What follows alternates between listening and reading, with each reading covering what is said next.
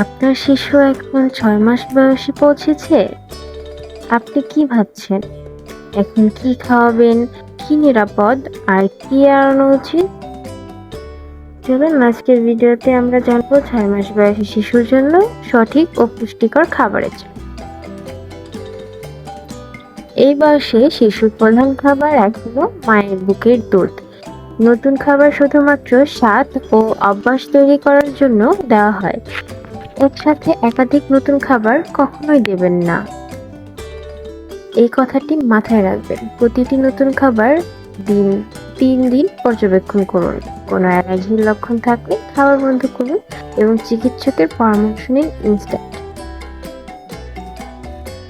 যেমন ধরুন আপনি আজকে আপেলের পিউরি করে দিবেন, তাহলে day 1, day 2, day 3 same food দিতে হবে।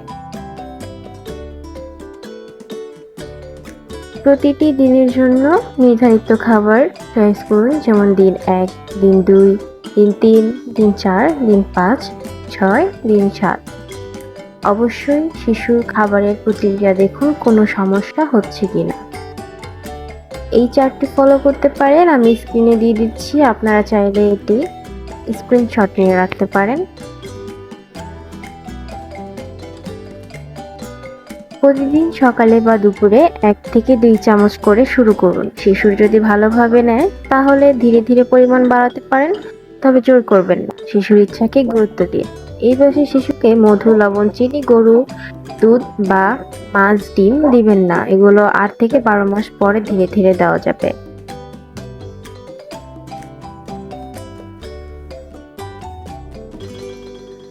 আপনার শিশুর প্রথম খাবারের অভিজ্ঞতা হোক আনন্দদায়ক ও নিরাপদ। প্রতিটি শিশু আলাদা, তাই ধৈর্য ধরুন এবং ভালোবাসা দিয়ে তাকে পরিচয় করিয়ে দিন নতুন নতুন খাবারের সঙ্গে। ভিডিওটি ভালো লাগলে লাইক করুন, শেয়ার করুন অন্য মা বাবার সঙ্গে এবং সাবস্ক্রাইব করুন, এবং আরো দরকারি ভিডিওর জন্য আপনার শিশুর অভিজ্ঞতা আমাদের কমেন্টে জানাতে ভুলবেন না।